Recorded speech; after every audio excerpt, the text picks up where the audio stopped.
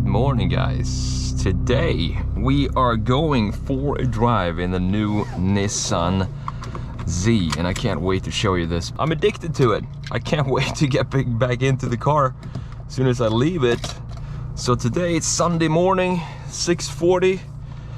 So hopefully we are going to get some emptier roads. Let's talk a little bit about this interior here. So you have, for example, the seats electronically adjustable right here with these two settings. There are two buttons on the right side of the seat. You have the forward and backward motion off the seat, and also the back rest lean. The other settings you control with these rotary things right here, the lumbar support and so on. Then you have, of course, these beautiful gauges up here. I love these little hats that that they all have.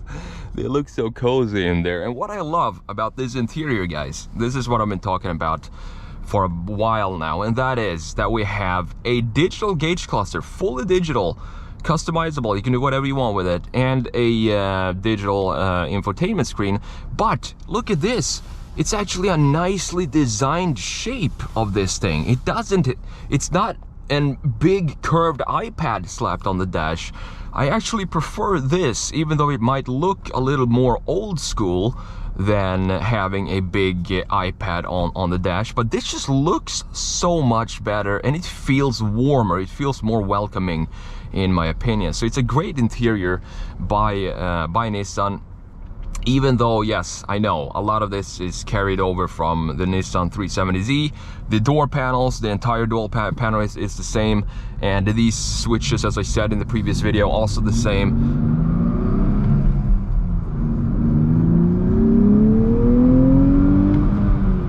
But who cares when the car drives like this? It's such a fantastic car to drive. I mean, it's so much fun. It feels old school, but it feels like they refined everything about the manual to make it feel like a modern car, even though it feels old. I don't know if that makes sense. For example, the rev matching here.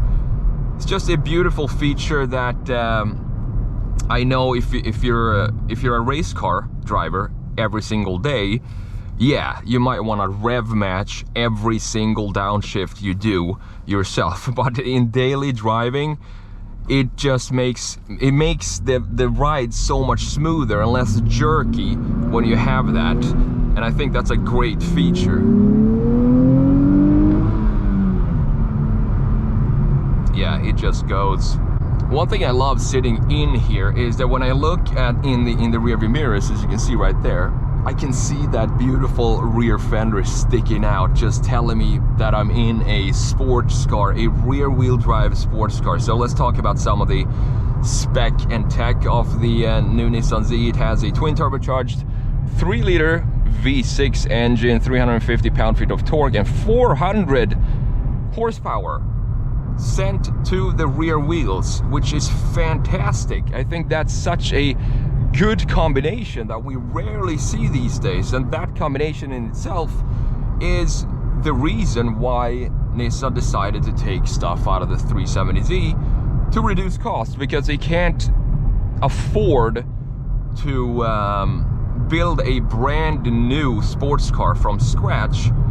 They could do it, but I would guess that if they were to build everything in here from scratch, this would probably cost somewhere around $60,000-$70,000. But since they took stuff from the old 370, it's now down to $50,000 for this, the premium version, and $40,000 for the base model, which still comes with the same V6 engine with 400 horses. So I think it's a fantastic deal. And comparing it to the Supra now, that's when it gets really interesting, because the Supra, as you know, starts at $52,000. So it has 380 horsepower, so 20 horsepower less than this. And you have the base 2-liter model being more expensive than the base Nissan Z, and it has I'm not sure how many horsepower the 2-liter Supra has, but it's a lot less than the 400 that you get in the base Nissan Z. I don't know if I were buying this, if I will get the premium. I would probably get the premium, but it's 10,000 more than the base, and the base looks really good at the same time. And what I would do with, if I got the base, all you need really, the visually, what I think in the Nissan, the Z base model needs is another set of wheels and tires, because you get the 18-inch wheels there, which I think look too small. But that's an easy change, and it's not going to cost you $10,000 to get a cool set of wheels and tires for your Nissan Z. So the base is still a good idea. You get a smaller screen though than this, so if you're into big screens, you might want to get the premium version.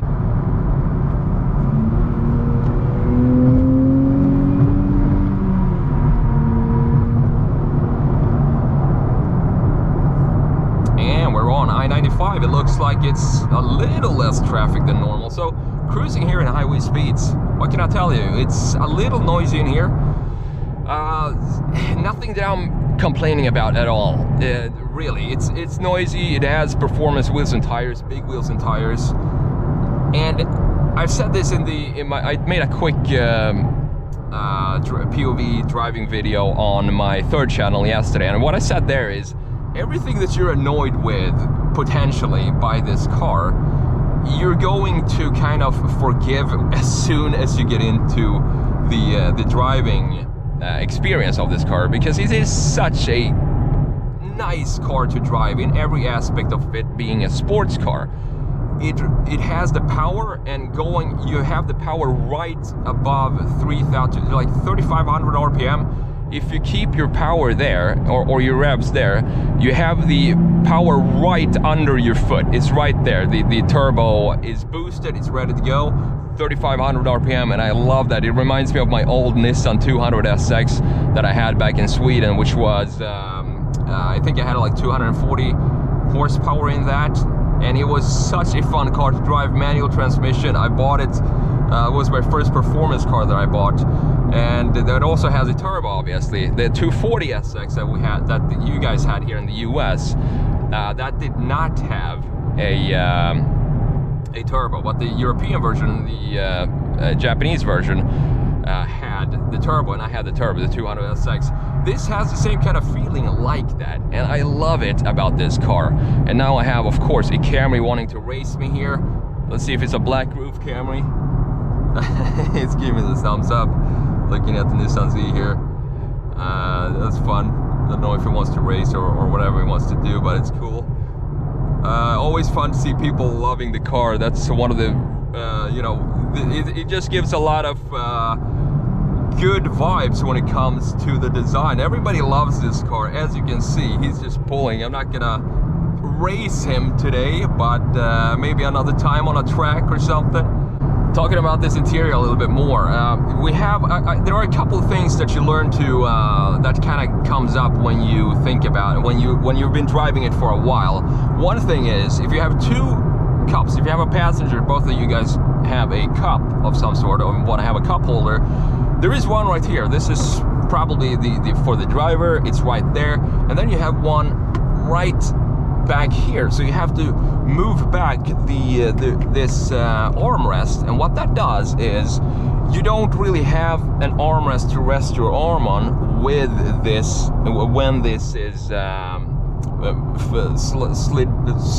back, so that creates a little bit of an issue. It doesn't feel as comfortable, but same thing there, just a detail that you notice after you've been driving the car for a while.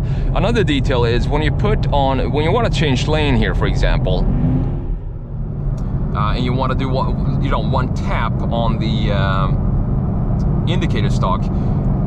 It's very hard to do just one tap without it going into, you know, the position of indicating. So I just want to have it be, you know, one tap and it blinks 3 times, but you really have to be super light with your fingers to get that and not have it be stuck in the indicator position. Also, I know it's one of these details, but these are just things that I'm noticing that I want to let you know about. The third thing on the interior here that you notice is that this is basically the only place where you can where you can put your phone. It's right here. So you don't really have any space other than this to put your phone, unless you have of course a phone mount or something right here. Well, that's about it. And then you have this cord sticking out, so you kind of have to tuck this cord in right here and figure out how you want to do that. But those are the 3 details that I noticed inside here after driving it for 150 miles that are kind of maybe a little bit annoying. I would love to have a cup holder that for the passenger that's available somewhere without me having to lose my armrest. I think that's the biggest issue I have with the interior, if I had to talk about one single issue in the interior.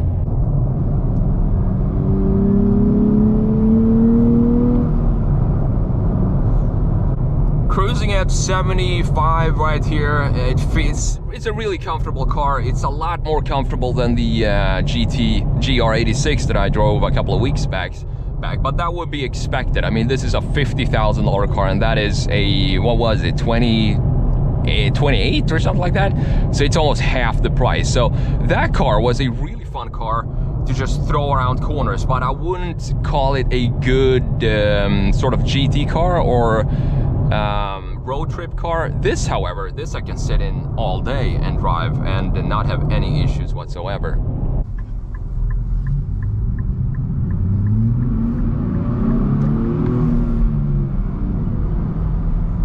So let me ask you this question. Are you kind of disappointed that Nissan decided to take a lot of stuff from the Nissan 370Z and put it in the interior here? Or do you think that was a good idea by Nissan to reduce the cost and do it like this? In my opinion, this interior, it still feels like a 2023 interior, and that has all to do with this section right here, which is obviously brand new.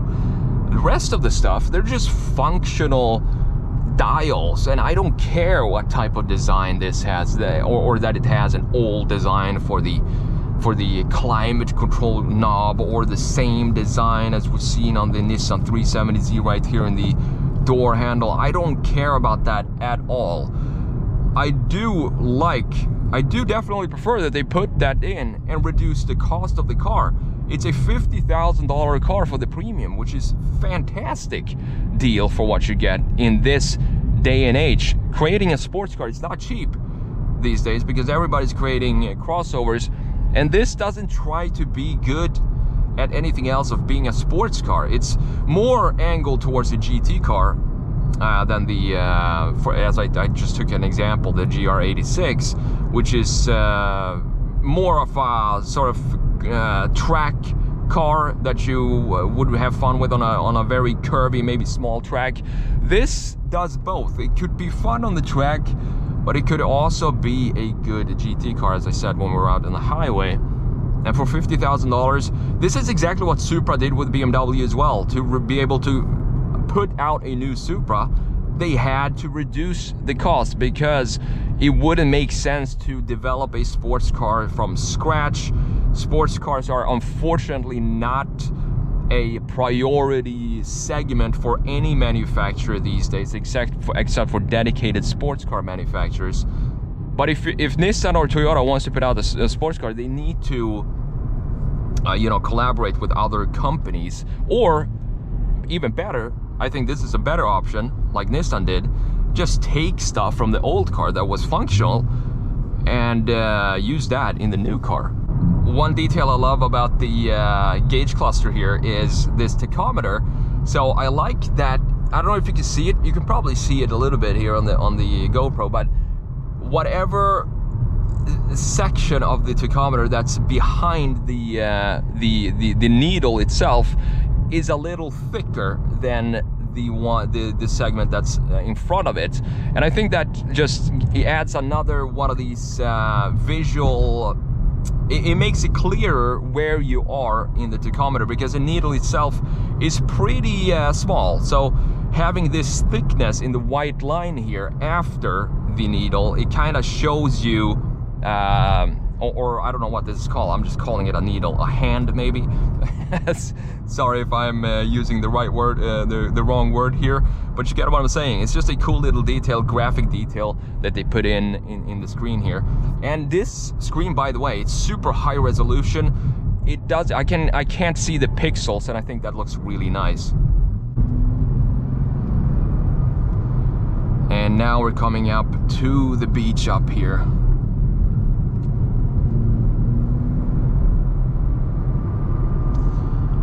There we are, water looking pretty calm today. Not too windy, a little waves out there. Beautiful morning.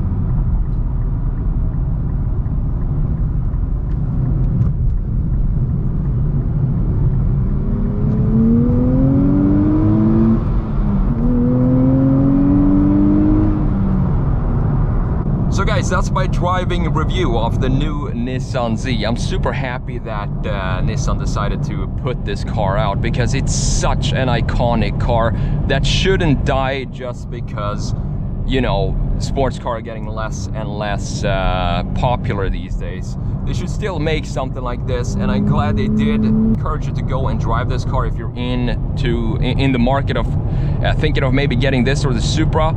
If it was me, it's a pretty easy choice for me, honestly. I feel like the Supra has, it's probably still a great car. It doesn't come with a manual up until 2023 model year, obviously, when they decided to throw in a manual in there. And I don't like the styling nowhere near as much as I love the styling of the Z. The Z is simple. It feels like a blank canvas, as I said, for people to do whatever they want with. No fake vents like we have all over the Toyota Supra. It's still a great car, but for me, there is just no chance I would take a Supra over this. And this is also cheaper, and you get more power. So what's not to love about it? So that's it for this review, and I'll see you in the next video. Take care, guys.